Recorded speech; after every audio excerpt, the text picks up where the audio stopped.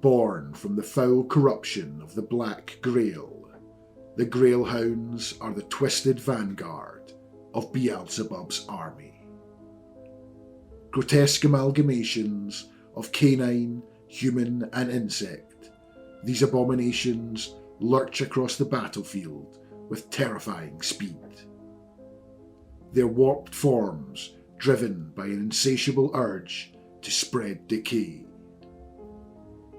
Each strike from their cursed weapons carries a fate worse than death. Fiendish parasites burrow into their victims, consuming them from within and turning them into mindless vessels of corruption. The Grail Hounds do not merely kill, they prepare the way for Beelzebub's dominion. With probing mouthparts and parasitic infection, they reduce their victims to liquefied husks or helpless hosts for the heralds of the Black Grail. In a war where survival is already a faint hope, the Grail Hounds embody a terror that devours both body and soul.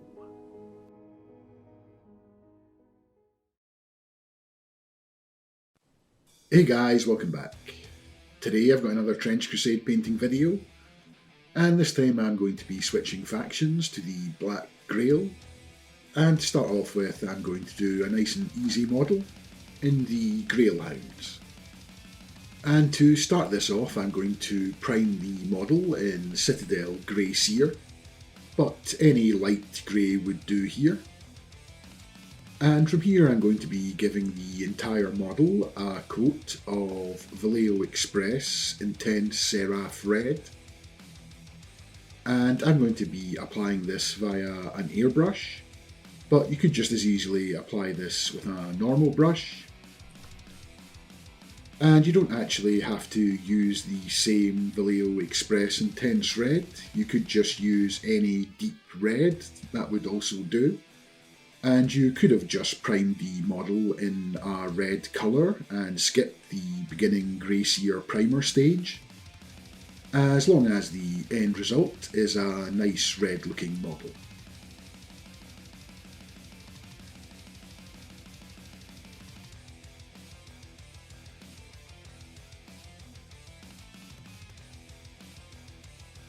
And once that's dried, I'm then going to come in with some Army Painter Wasteland clay from the Ochres and Tans triad.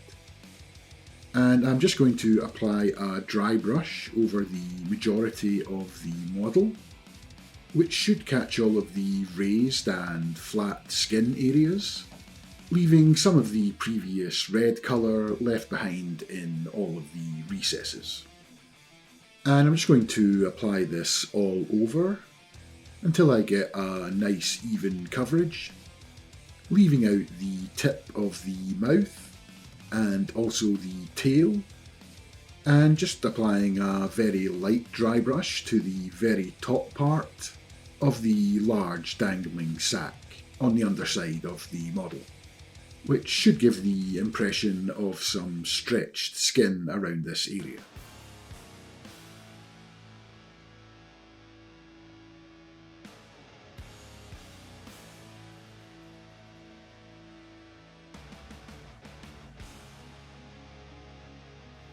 I'm then going to come in with some Army Painter Baron Dune, which is a slightly lighter colour in the same triad.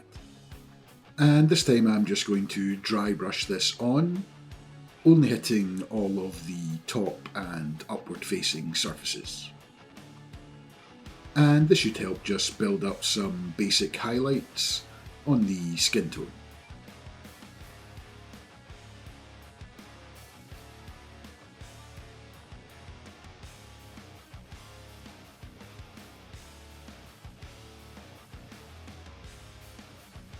I'm then just going to take some black paint and dry brush this on to the tail.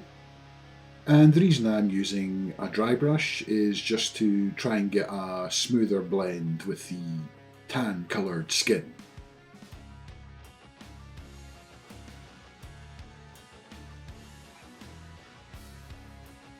And I'm going to use this same black colour to paint in all of the spikes that are running along the spine and on the backs of the legs as well.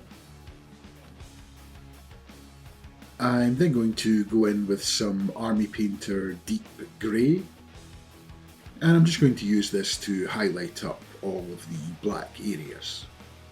And I'll use a dry brush for highlighting the tail.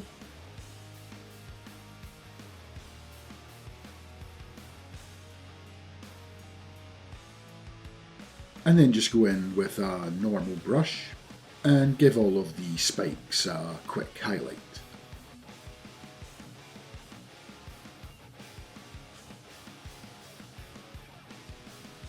Next I'm going to be applying a unifying wash of Villainy Inks Goon's Grime, mixed 50-50 with some white spirits to thin it a little, and just using a brush to apply this all over the model.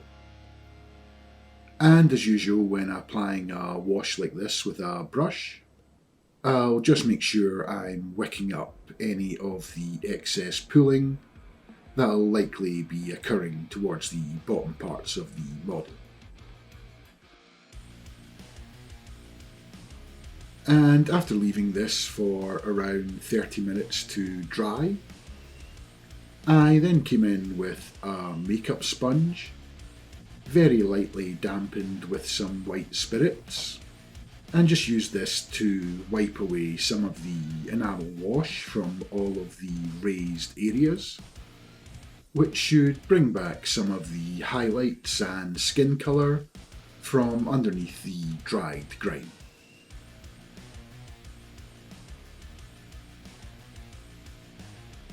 And at this point I wanted to get the model based, and as this was quite a simple model to paint, I decided to put a little bit more effort into the base, just by adding a little bit of torn corkboard and dry brushing it up in a grey and stone colour, along with a barbed wire covered cross, and then just scattered some kraut cover Tail of Grimdark for the ground texture. And once the model was applied to the base, I then went in with some dirty down gore and just used this to wrap a few strands around the beak of the model and then pull them and attach them to the base. And this should just help give the model a more gory and grimdark aesthetic.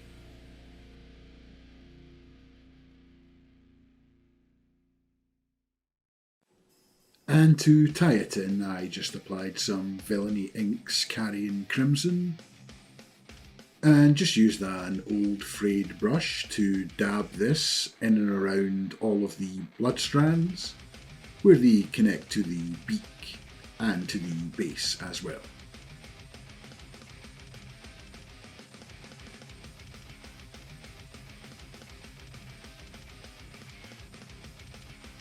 And after that, the model is now complete, and I'm ready to move on to the next one. And as always, I hope you enjoyed and found this video useful. And if you did, don't forget to subscribe and give the video a like. And I'll see you in the next one.